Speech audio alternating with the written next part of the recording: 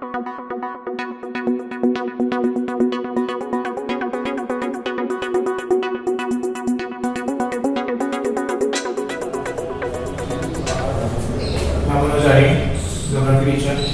लोग के विषय 8 अध्याय का पार्ट 2 लेकर के आ गए हैं, जिसमें आज हम कृषि के बारे में डिस्कस करेंगे।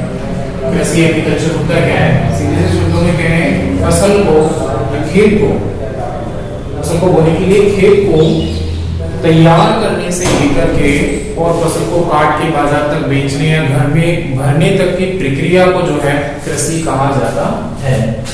विश्व में भोजन का जो 71% भाग है वो प्राथमिक व्यवसाय में कृषि जो कार्य है उससे प्राप्त होता है। 71% भोजन की प्राप्ति जो है कृषि से होती है।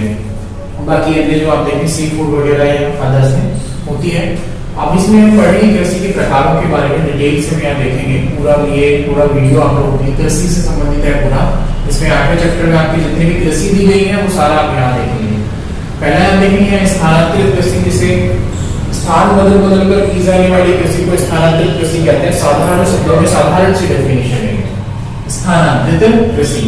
ये मुख्यतः भारत के पूर्वी राज्यों में, इसको अलग अलग क्षेत्रों में अलग अलग नामों से जाना जाता है। तो भारत के पूर्वी राज्यों में हम देखें तो झूमिंग कृषि कहा जाता है।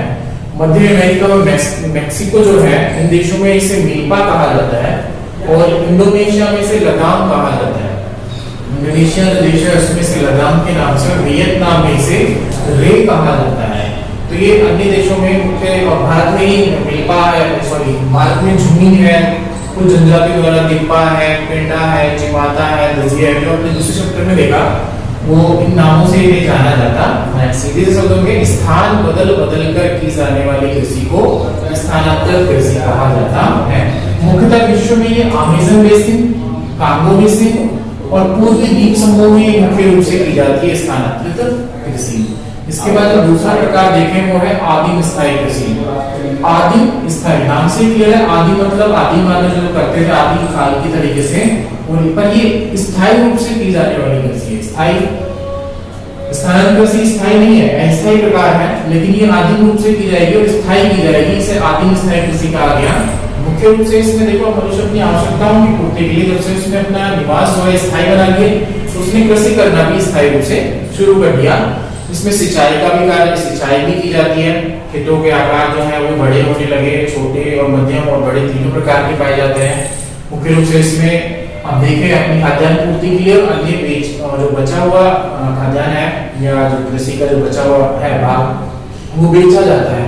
ये उत्तरी पूर्वी भारत में, मलेशिया में, इंडोनेशिया में, मध्य इंडीज देशों में मुख्य रूप से आदिम स्थायी कृषि की जाती है।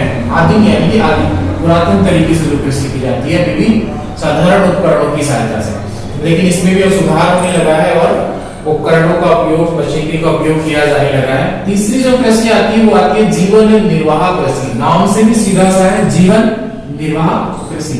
जीवन जीने के लिए जो कृषि की जाती है, जीवन जीने के लिए जो महत्वपूर्ण आवश्यकताओं की पूर्ति के लिए जो कृषि की जाती है उसे कहा जाता है जीवन निर्वाह कृषि। यहाँ लिखा हुआ है जीवन यापन के लिए की जाती है। इसमें भूजलों का आकार छोटा होता है और मानसून एशिया के घने बसे देशों में इस प्रकार की कृषि की जाती है। घने बसे यानी जहाँ जनसंख्या ज्यादा होगी उनकी आजीविका के लिए, उनको जीने के लिए जो खाद्यान्न की आवश्यकता है उसके लिए ये कृषि की जाती है जीवन निर्वाह कृषि। इसे दो भागों में बांटा गया है। जीवन निर्वाह कृषि को दो भागों में बांटा गया है। पहला चावल प्रधान निर्वाह कृषि। चावल प्रधान निर्वाह कृषि यानी कि इसमें चावल की मात्रा ज्यादा होती है, चावल का उत्पादन ज्यादा होता है और मुख्यतः 100 सेमी से अधिक वर्षा वाले क्षेत्र होते हैं। चावल की जो फसल होती है उसको पानी की आवश्यकता ज्यादा होती है, तो 100 सेमी से अधिक वर्षा वाले क्षेत्रों में इस प्रकार की कृषि की जाती है जिसे चावल प्रधान कृषि कहते हैं। Bharat, Bangladesh, Myanmar, Thailand and other इत्यादि आदि देशों में इस प्रकार की कृषि की जाती है। दूसरा गेहूं प्रधान निर्वाह कृषि। गेहूं प्रधान यानी कि जहां गेहूं का उत्पादन ज्यादा किया जाता है उन्हें गेहूं प्रधान कृषि कहा जाता है। मुख्यतः इसमें जो विशेषता है 100 सेमी से कम वर्षा वाले क्षेत्रों। ये सीधा सा याद रखने का तरीका है। चावल प्रधान में तो 100 सेमी से अधिक वर्षा होगी, गेहूं प्रधान में 100 सेमी से कम वर्षा होगी। भारत है, चीन है, पाकिस्तान है, कोरिया है, ईटीसी यानी कि अदर आदि जो देश हैं उनमें गेहूं प्रधान कृषि की जाती है। भारत में गेहूं प्रथम, चावल के बाद गेहूं ही खाद्यान्न फसलों के रूप में उगाया जाता है। चौथी जो कृषि आप देखेंगे इसमें विस्तृत वाणिज्य अनाज कृषि। विस्तृत वाणिज्य अनाज कृषि, विस्तृत का मतलब होता है बड़े, वाणिज्य मतलब होता है व्यापार, और अनाज का मतलब अनाज के लिए की जाने वाली कृषि को विस्तृत वाणिज्य अनाज कृषि कहा जाता है। इसे व्यापारिक दृष्टि से किया जाता है, व्यापारिक मतलब बड़े पैमाने पर व्यापार के लिए। इसमें मशीनों का उपयोग अधिक होता है, क्योंकि बड़े स्तर पर होगी, विस्तृत स्तर पर होती है तो मशीनों का श्रम कम है, और ये विकसित देशों में की जाती है। अफ्रीका शीतोष्ण घास के मैदानों में की जाती है, विकसित देशों में की जाती है, क्योंकि यहाँ पॉपुलेशन यानी जनसंख्या कम और कृषि भूमि ज्यादा होती है, इसीलिए प्रति हेक्टेयर उपज तो कम होती है, यानी कि भूमि ज्यादा है, बड़े स्तर पर उत्पादन हो रहा है, तो प्रति हेक्टेयर उपज तो कम होगी, लेकिन प्रति व्यक्ति उपज ज्यादा होती है। क्यों? क्योंकि लोग कम है, उनके अनुपात में उपज जो है वो ज्यादा हो जाती है, तो प्रति व्यक्ति उपज ज्यादा हो जाती है। शीतोष्ण घास के मैदानों में की जाती है। विकसित देशों में इस प्रकार की जो कृषि है विस्तृत वाणिज्य अनाज कृषि की जाती है। खेतों का आकार बड़ा होता है, अत्यधिक पूंजी लगाई जाती है, मशीन खरीदने में अधिक पूंजी लगाई जाती है, और साथ ही व्यापारिक स्तर पर ये कृषि की जाती है। ठीक है, इसके बाद जो कृषि आती है वो आती है बागाती कृषि। बागाती यानी कि बागान लगाना, ये भी एक वाणिज्य कृषि ही है। वाणिज्य कृषि बाग लगाकर फसलों को बेचा जाता है, सारी फसलें घर में तो नहीं रह सकते। ब्रिटेन में, भारत में देखो निवेशित काल में बहुत से जो निवेश रहे जो देश, उन्होंने उनमें यहाँ ये प्रकार जो है बागानी कृषि का फला फूला।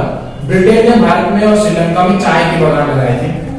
ठीक है, ब्रिटेन ने भारत और श्रीलंका में चाय के बागान लगाए, मलेशिया में रबड़ और के बागान लगाए गए थे। पश्चिमी द्वीप समूह में आप देखें तो गन्ना में केले के बागानों को लगाया गया। फ्रांसीसियों ने अफ्रीका में कॉफी, फ्रांसीसी ने अफ्रीका में कॉफी के बागान लगाए, कोकोआ के बागान लगाए। ब्राजील में कहवा के बागानों को फेजेंडा कहा जाता है। ये क्वेश्चन यहाँ बनता है कि ब्राजील में कहवा के बागानों को क्या कहा जाता है, तो आप देखेंगे फेजेंडा कहा जाता है। इसके बाद जो कृषि का अगला प्रकार आता है वो आता है छठा मिश्रित कृषि। नाम से ही क्लियर है मिश्रित, जिसमें कृषि के साथ साथ पशुपालन भी किया जाता है, उस कृषि को मिश्रित कृषि कहा जाता है। ठीक है, महानगरों के समीपस्थ क्षेत्रों में इस प्रकार की कृषि की जाती है। महानगरों की आवश्यकताओं की पूर्ति के लिए मिश्रित कृषि की जाती है। पशुपालन से दूध और अन्य कृषि से फल सब्जी अन्य का उत्पादन किया जाता है, तो मिश्रित कृषि कहलाती है। ठीक है, इसके बाद जो अगली कृषि आती है वो आती है दुग्ध कृषि। कौन सी कृषि आती है? दुग्ध कृषि। दुग्ध कृषि में न्यूजीलैंड, ऑस्ट्रेलिया, हॉलैंड, यूएसए में डेयरी फार्मिंग के रूप में इसका विस्तार हो गया। डेयरी सीधा सा डेयरी फार्मिंग का है दुग्ध कृषि। दुग्ध कृषि अब कोई खेत में तो नहीं होती, यहाँ पशुओं का पालन किया जाता है, पशुओं को बड़े पैमाने पर पाला जाता है। उन पशुओं से देखो दूध से फिर आपके पनीर है, घी है, छाछ है, अन्य जो है वो सब खाद्य सामग्री बनाई जाती है। फिर साथ ही इनसे पशुओं से ऊन भी प्राप्त की जाती है। तो दुग्ध कृषि न्यूजीलैंड, ऑस्ट्रेलिया, हॉलैंड, यूएसए में डेयरी फार्मिंग कृषि की जाती है मुख्य रूप से, मांस उत्पादन के लिए भी, दुग्ध उत्पादन के लिए भी। ठीक है, खाद भी उनसे प्राप्त होती है। अगला जो कृषि का प्रकार आता है, ये क्वेश्चन आपके आ सकता है, ट्रक कृषि। नाम से ट्रक, लेकिन ट्रक तो नहीं हो जाते हैं। सर्वप्रथम इसकी शुरुआत जो है संयुक्त राज्य अमेरिका में हुई थी। ये क्वेश्चन यहाँ बनता है, ऑब्जेक्टिव टाइप क्वेश्चन आने की संभावना है। तो यहाँ से ट्रक कृषि की शुरुआत कहाँ हुई? तो यूएसए मतलब संयुक्त राज्य अमेरिका, जिसमें साग सब्जियों की जो है फल फूल जो है उनका उत्पादन किया जाता है। ट्रक कृषि क्यों कहा जाता है?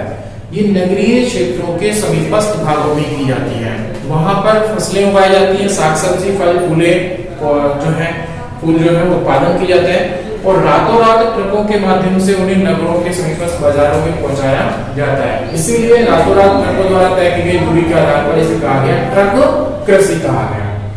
अगली आती है फलोद्यान कृषि। फल उद्यान यानी फलों का उत्पादन, फल फूल का उत्पादन मुख्य रूप से इस कृषि में किया जाता है। भारत में भी हम देखें तो फलोद्यान कृषि पर काफी जोर दिया गया है। विश्व में हम देखें भूमध्य सागरीय क्षेत्रों में अनार है, अंगूर है, संतरा है। इस प्रकार की कृषि जो फलों की, खट्टे फलों की जो भूमध्य सागरीय क्षेत्रों में, सागरीय समीपस्थ क्षेत्रों में कृषि की जाती है।